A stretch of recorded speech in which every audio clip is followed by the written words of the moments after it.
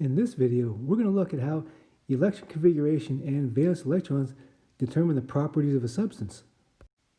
Before we talk about properties, let's review the electron configuration of an atom and see how the configuration changes for an ion. To determine the ground state electron configuration, apply these 4 rules. So stop the video and determine the electron configuration of the oxygen atom. And here is the answer. The first 4 electrons fill the 1s and 2s atomic orbitals with opposite spin. Electrons 5 through 8 fill separate 2p orbitals with the same spin before pairing up. The valence electrons are the electrons in a partially filled shell. For oxygen, the n equals 2 shell, which comprises the 2s and 2p atomic orbitals, is partially filled. Now, I know you remember that the charge on oxygen in a compound is -2. That's the oxide ion.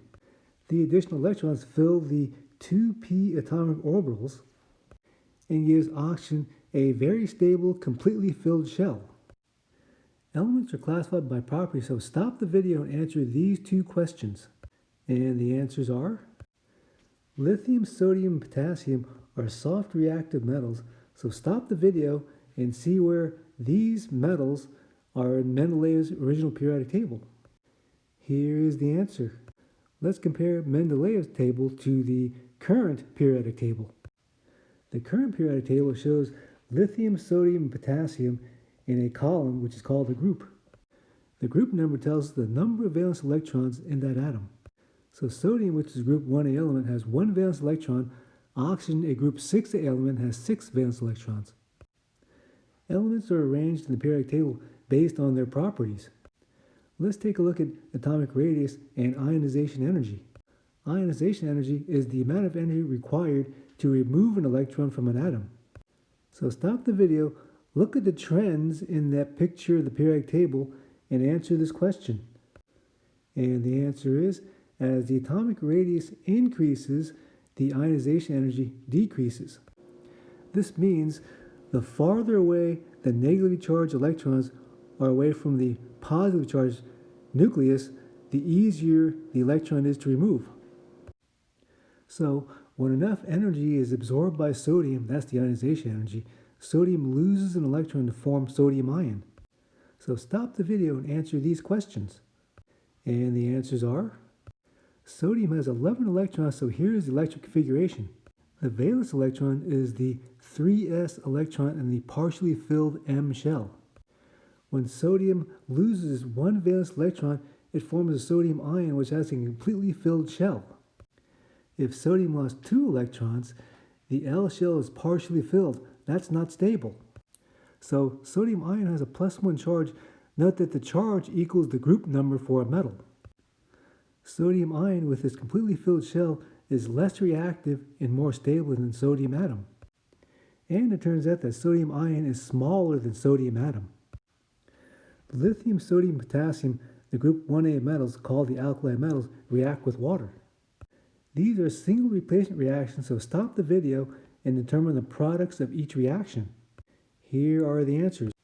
Stop the video again, go to YouTube, look up alkali metals and water, and determine which metal is the most reactive. I hope you saw in the YouTube video, lithium fizzes around in water, sodium fizzes more, and potassium is the most reactive. Here's the reason. Lithium, sodium, and potassium lose an electron to form an ion. Potassium is the largest atom. Its valence electron is farthest away from the nucleus. The farther the electron is from the nucleus, the lower the attractive force, and the easier it is to remove that electron, therefore more reactive. Lithium is the smallest atom of the 3, smaller size, valence electrons are closer to the nucleus. That means more attraction, harder to remove, and less reactive. Metals lose electrons, but non-metals gain electrons. So stop the video and answer these questions. Here are the answers. Chlorine has 17 electrons. Its 7 valence electrons are in the partially filled M shell. Chlorine gains 1 electron. The chloride ion has a completely filled M shell. For nonmetals, charge equals group number -8.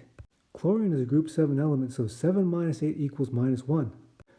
Chloride ion has a completely filled shell, so it's less reactive or more stable than the chlorine.